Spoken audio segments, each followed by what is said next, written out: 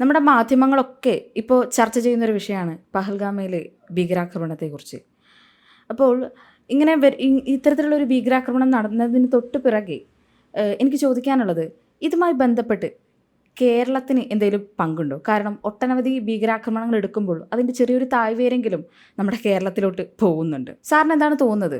നല്ലതുപോലെ അന്വേഷിച്ച് വരാമെങ്കിൽ കേരളത്തിലായിരിക്കും അതിന്റെ മൂലവേര് കിടക്കുന്നത് ഇപ്പോഴത്തെ ഒരു അവസ്ഥ അനുസരിച്ച്. കാരണം ഈ ഭീകരാക്രമണത്തിനകത്ത് നമ്മള് സ്ലീപ്പർ സെൽ എന്നൊക്കെ എല്ലാവരും പറയത്തില്ലേ.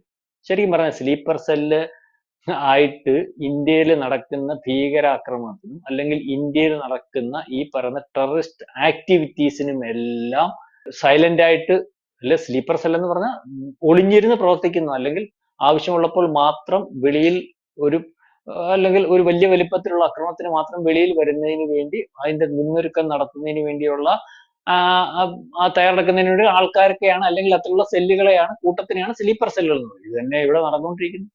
ഇവിടെ ഹമാസിന്റെ ആനപ്പുറത്ത് കയറ്റുന്നവരുണ്ട്, അല്ലെങ്കിൽ ബദർവുഡിന്റെ ആൾക്കാരുടെ പടം പിടിച്ചുകൊണ്ട് പ്രതിഷേധപ്രകടനം നടത്തുന്നവരുണ്ട്, അല്ലെങ്കിൽ ഈ പറയുന്നത് പോലെ ജാതിയുടെയും മതത്തിന്റെയും കാര്യം നീതിയുടെയും കാര്യം പറഞ്ഞുകൊണ്ടാണെന്നും പറഞ്ഞുകൊണ്ട് ഇതേപോലെ ഭീകരാക്രമണം നടത്തിയ ഒരു രാജ്യത്ത് കടന്നു കയറി സിവിലിയൻസിനെ ആക്രമിക്കുമ്പോൾ നിരന്തരം ഒരു രാജ്യത്തെ നശിപ്പിക്കാൻ നിൽക്കുന്ന ഹമാസ് തീവ്രവാദികളെ പോരാളികൾ എന്ന് വിളിക്കുന്ന CPM-ഉം കോൺഗ്രസും മുസ്ലിം ലീഗും ഒക്കെ ഉള്ള ഏറ്റവും വലിപ്പത്തിലുള്ള സ്ഥലമല്ലേ കേരളം? അല്ലെങ്കിൽ ഈ മനുഷ്യാവകാശ കമ്മീഷൻ, അല്ലെങ്കിൽ കുട്ടികളെ കൊല്ലുന്നു, സ്ത്രീകളെ കൊല്ലുന്നു എന്നൊക്കെ പറഞ്ഞിട്ട് ഒരു സൈഡിൽ മാത്രം ന്യായമായിട്ട് രാജ്യത്തിന്റെ സുരക്ഷയ്ക്ക് വേണ്ടി ആ രാജ്യം പൊരുതുമ്പോൾ അതിനകത്ത് കവചമായിട്ട് സ്ത്രീകളെയും കുഞ്ഞുങ്ങളെയും ഉപയോഗിക്കുന്ന ഹമാസ് പോരാളികളുടെ ഭാഗം നിന്നിട്ട് കുട്ടികളും സ്ത്രീകളും അത്തരത്തിൽ കൊല്ലപ്പെടുന്നു, അതിന് കാരണക്കാരായിട്ടുള്ളത് ഇസ്രായേലാന്ന് പറഞ്ഞിട്ട് വളരെ കൃത്യമായ അജണ്ട ആർക്കും സംശയമില്ലാത്ത രീതിയിൽ പ്രചരിപ്പിക്കുന്ന ഏറ്റവും വലിയ, അല്ലെങ്കിൽ ഇന്ത്യയിലെ ഏറ്റവും വലിയ സംസ്ഥാനം, ഏറ്റവും വലിയ സംസ്ഥാനമൊന്നും അല്ല, വലിപ്പത്തിന്റെ കാര്യത്തിലല്ല പറഞ്ഞ, ഈ മാതിരിയുള്ള പ്രവർത്തനത്തിൽ ഏറ്റവും വലിപ്പമുള്ള സംസ്ഥാനമായിട്ട് കേരളം മാറുന്നു. അപ്പൊ നാളെ കാലത്തെ ഒരുപക്ഷെ ഈ പറയുന്ന കഴിഞ്ഞ ദിവസം കാശ്മീരിൽ നടന്ന വിഷയത്തിനകത്തുള്ള പ്രത്യേകത ഇപ്പോൾ ലോകം ചർച്ച ചെയ്തുകൊണ്ടിരിക്കുന്നു പറഞ്ഞാൽ, ലോകത്തുടനീളം പല രാജ്യങ്ങളിലും പല ഘട്ടങ്ങളിലും ഈ ടെററിസ്റ്റ് ആക്രമണം നടക്കുമ്പോൾ ഒരു രാജ്യത്തേക്ക് കടന്നു കയറി ആ രാജ്യത്ത് ടെററിസ്റ്റ് ആക്രമണം നടത്തിയതിൽ നിന്നും വ്യത്യസ്തമായിട്ടുള്ള ഒരു കാര്യം ഇന്നലെ കാശ്മീരിൽ കണ്ടതെന്ന് പറഞ്ഞാൽ, ജാതി തിരിച്ച് ആൾക്കാരെ മാറ്റി നിർത്തി കൊല്ലുന്ന ഒരവസ്ഥയുണ്ടായി. അതായത് ഇതുവരെ നടന്ന ടെററിസ്റ്റ് ആക്രമണത്തിന്റെ ഉള്ള പ്രത്യേകത എന്ന് പറഞ്ഞാൽ, എവിടെങ്കിലും കടന്നു കയറുന്നു, ആ രാജ്യത്തിന്റെ ഭാഗമായിട്ട് നിൽക്കുന്ന, അല്ലെങ്കിൽ രാജ്യത്തിന്റെ ഏതെങ്കിലും ഭാഗത്ത് പൊട്ടിത്തെറിക്കുന്നു, അതിനകത്ത് എല്ലാ വിഭാഗങ്ങളും ഉണ്ടാവുന്നു, ആ രാജ്യത്ത് പല മതവിഭാഗങ്ങൾ ഉണ്ടെങ്കിൽ ആ പൊട്ടിത്തെറിക്കുന്ന സ്ഥലത്ത് ആരൊക്കെ ഉണ്ടോ അവരെല്ലാം പൊട്ടിത്തെറിച്ചു പോകുന്ന ഒരവസ്ഥ. പക്ഷെ ഇന്നലെ കാശ്മീരിൽ നടന്നത് അങ്ങനെയല്ല. കാശ്മീരിൽ നടന്നത് ഒരു പ്രത്യേക മതവിഭാഗത്തെ മാത്രം കൊല്ലുന്നതിന് ഐഡന്റിറ്റി കാർഡ് ഉപയോഗിച്ച് അവരെ മാറ്റി നിർത്തിയിട്ട് മറ്റുള്ളവരെ കൊല്ലുകയും, ഇത് ഞങ്ങളുടെ തിട്ടൂരത്തിനനുസരിച്ച്, അല്ലെങ്കിൽ ഞങ്ങളുടെ ആൾക്കാർക്ക് മാത്രം താമസിക്കാൻ പറ്റുന്ന രാജ്യമാണ്, അത്തരത്തിലുള്ള കാര്യങ്ങൾ നീ മരിക്കാത്ത, അല്ലെങ്കിൽ ഭർത്താക്കന്മാരെ കൊന്നിട്ട് ഭാര്യമാരോട് ഇത് പോയി നിന്റെ നരേന്ദ്രമോദി അടുത്ത് പറയണം എന്ന് പറയുന്ന ഭീകരവാദ പ്രവർത്തനം നടന്നിരിക്കുന്നു ഇന്നലെ. അതായത് വളരെ കൃത്യമായിട്ട് ഈ പറയുന്ന ഭീകരന്മാരെ അനുകൂലിക്കുന്നവർ ഇന്ത്യയിലുണ്ടെങ്കിൽ അവർ യാതൊരു കാരണവശാലും ഭയപ്പെടേണ്ട കാര്യമില്ല. ഞങ്ങൾ നിങ്ങളുടെ രക്ഷയ്ക്കുണ്ട്, ഞങ്ങൾ നിങ്ങളുടെ അജണ്ട പാസ്സാക്കുന്നതിനുണ്ട്. ഇവിടെ എന്തെങ്കിലും ഒരു വിഷയം വന്നാൽ ഞങ്ങൾ നിങ്ങളെ കൊല്ലത്തില്ല, ഇന്ത്യക്കാരാന്നുള്ള രീതിയിൽ നിങ്ങൾ ഞങ്ങളുടെ ഭാഗമായിരിക്കും.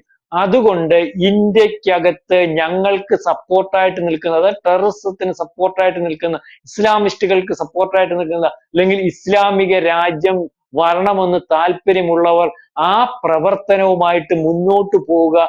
നിങ്ങൾക്ക് ഞങ്ങളുടെ സംരക്ഷണമുണ്ട്. ഒരു പക്ഷേ ഇന്ത്യയെ ആക്രമിക്കുന്നതിന് തയ്യാറായാൽ പോലും നിങ്ങളെ ഞങ്ങളുടെ ഭാഗമാക്കി നിർത്തിക്കൊള്ളാം.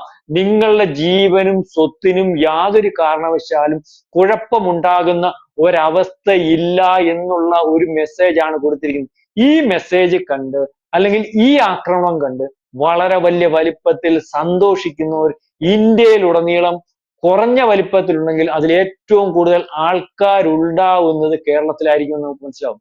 അതുകൊണ്ട് തന്നെയാണ് ജമായത്ത് ഇസ്ലാമി എന്ന് പറയുന്ന ഭീകര സംഘടന ബംഗ്ലാദേശിൽ ഒരു ജനാധിപത്യ രാജ്യത്തിനകത്ത് അല്ലെങ്കിൽ ആ ജനാധിപത്യ രാജ്യത്തെ അട്ടിമറിച്ചിട്ട് അവരുടെ ഭാഗമായിട്ട് വരുമ്പോൾ യൂനസിനെ ഏൽപ്പിക്കുമ്പോൾ അവിടെ ഹിന്ദുക്കളെ കൊല്ലുമ്പോൾ അവിടുത്തെ ക്രിസ്ത്യാനികളെ കൊല്ലുമ്പോൾ അല്ലെങ്കിൽ പള്ളികൾ തകർക്കുമ്പോൾ സ്വൈര്യമായിട്ട് ജീവിക്കാൻ പറ്റാത്ത ഒരവസ്ഥ വന്നപ്പോൾ ഹിന്ദുക്കളെ ഹിന്ദു സ്ത്രീകളെ ബലാത്സംഗം ചെയ്തപ്പോൾ കുഞ്ഞുങ്ങളുടെ കഴുത്തിൽ കെട്ടി തൂക്കിലേറ്റിയപ്പോൾ ഇവിടെ തലശ്ശേരി എന്ന് പറഞ്ഞ സ്ഥലത്ത് റോഡിൽ ഇറങ്ങി നിന്ന് ജമായത്ത് ഇസ്ലാമിക്ക് മുദ്രാവാക്യം വിളിക്കുകയും തുള്ളുകയും ആഹ്ലാദ നൃത്തം ആടുകയും ഒക്കെ ചെയ്ത ആൾക്കാർ വലിയ വലിപ്പത്തിൽ ഉള്ള ഒരു കേരളം.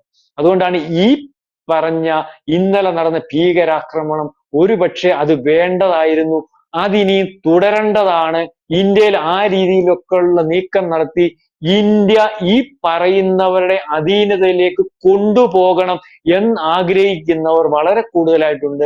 സ്ലീപ്പർ സെല്ലുകൾ എന്ന് വിളിക്കുമ്പോൾ എന്റെ അഭിപ്രായത്തിൽ പറഞ്ഞാൽ ഈ സ്ലീപ്പർ സെല്ലുകൾ എന്ന് പറയുന്നത് കേരളത്തിലെ ഈ തെരുവിൽ തുള്ളിയവരാണ്, കേരളത്തിൽ ഈ ഹമാസിനെ ആനപ്പുറത്ത് കയറ്റിയവരാണ്, കേരളത്തിൽ ഈ ബദർവുഡിന് നേതാക്കന്മാരെയും കൊണ്ട് എയർപോർട്ട് ആക്രമിക്കാൻ ശ്രമിച്ചവരാണ്, കേരളത്തിൽ CA സമരത്തിന്റെ പേരിൽ നിൽക്കുന്നവരാണ്, അല്ലെങ്കിൽ ഈ ഏറ്റവും അവസാനം ഈ പാർലമെന്റ് പാസ്സാക്കിയ അല്ലെങ്കിൽ ജനാധിപത്യ രാജ്യത്തിൽ ഒരു പാർലമെന്റ് പാസ്സാക്കിയ ഒരു നിയമം പ്രതിഷേധത്തിന്റെ രൂപത്തിൽ ആ നിയമം വേണ്ട എന്നുള്ളതിന് പ്രതിഷേധിക്കുന്നതിന് അവകാശമുള്ളപ്പോൾ ആ പ്രതിഷേധത്തിന്റെ രൂപത്തിൽ ഏറ്റവും തന്ത്രപ്രധാനമായിട്ടുള്ള സ്ഥലങ്ങളിലേക്ക് ഒരുപക്ഷെ പോലീസ് അനുമതി പോലും ഇല്ലാത്ത സമയത്ത് നിയമത്തെ വെല്ലുവിളിച്ചുകൊണ്ട് ഈ ഭീകരന്മാരുടെ പടവും എടുത്ത് ജമാഅത്ത് ഇസ്ലാമിയുടെ പേരിലും അല്ലെങ്കിൽ PFIയുടെ പേരിലും SDPIയുടെ ഒക്കെ പേരിൽ ഇവിടെ അഴിഞ്ഞാടാൻ ശ്രമിക്കുന്നവർ ഈ പറയുന്ന ഇന്നലെ നടത്തിയ ഭീകരവാദികൾ